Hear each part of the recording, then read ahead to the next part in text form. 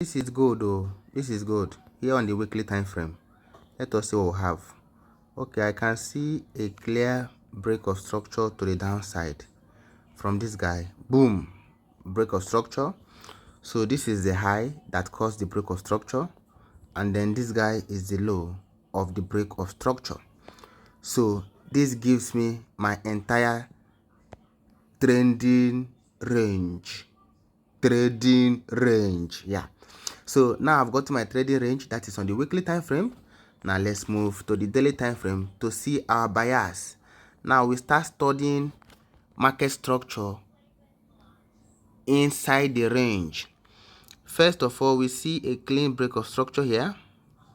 This is a break of structure to the downside. This is another break of structure to the downside. This is another break of structure to the downside. Now we have had 3 solid break of structure to the downside. This shows us that the market is bearish. All right, so we keep going. We have another break of structure to the downside, and then at this point, what do we have here? We still have another break of structure to the downside. All right, then all of a sudden we have one break of structure to the upside. Boom. This is what we call a change of character. That is a state of market being changing from buying to selling, or from selling to buying. Anyhow you put it, we just see that we have had a change of character. Now that we got a change of character, does it mean that we are now bullish? No, we want to see a change of character, and then want to see something like this. This is where we got the change of character from this level. Boom, change of character. Want to see price retrace, not take out this area, around this area, and then want to see another one like this. Boom. That is 2 break of structure to the upside before we can say we are what? Bullish. So because this has not happened yet, we are still what? Bearish. So this is it, guys. Have to delete this stuff. I don't need it. So now that price has not broken this high, we are still what? Bearish. So our bias on the daily time frame is bearish. So some people choose to trade 4 hour and 15 minutes, using 4 hour as the point of interest and 15 minutes as what? Entry or confirmation. All right, so but I only trade just very few coins. Let's say I trade just Bitcoin and gold. So because I trade just these 2 coins, I don't like to use the 4 hour 15 minutes because it will take time for me to get set up. Sometimes in a week I could get just one setup.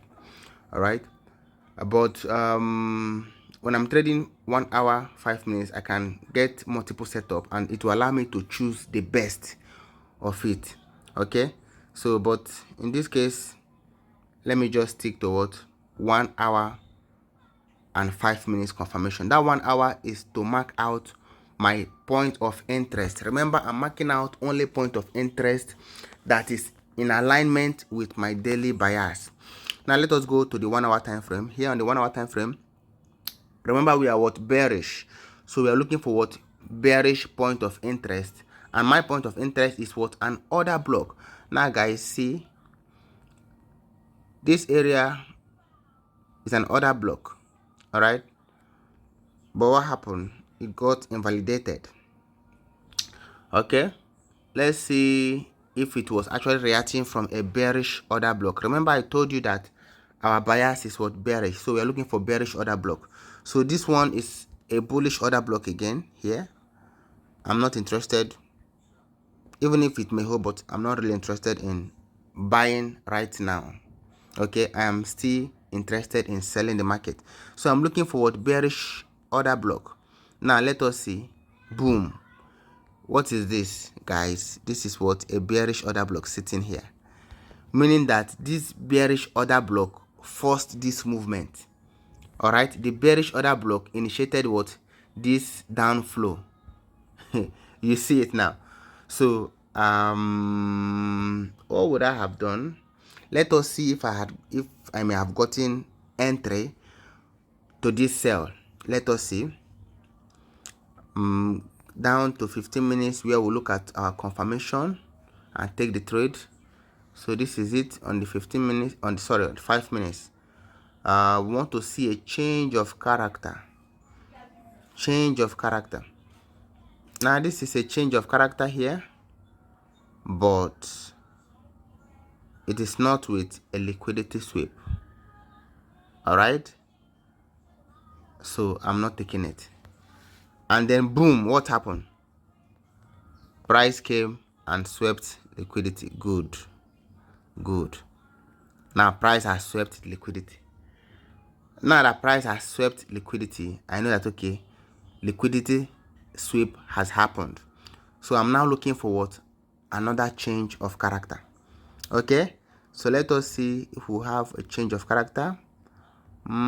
This was just coming up, and here we have a change. Okay, do I call it a change of character? No,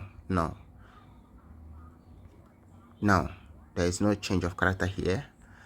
Let us look. After price swept this liquidity, okay, I see it here. Look at it here. From here, after price swept this liquidity, price retraced a bit, and then boom, we got what? A change of character. After this change of character, we got what? A boss. This is what happened there. Then this becomes what? Boom, my inducement.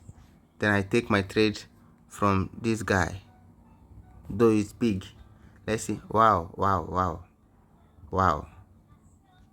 that's a nice one, guys.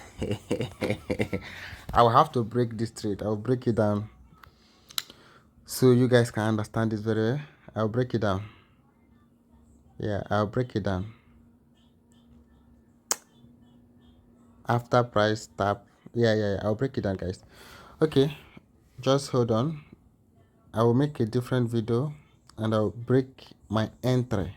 This area you see here is my entry. This area, this whole area here is my entry pattern. Okay, so but I think I will do a video to show you guys how to, take trade with this kind of pattern. I will do a video for that. All right.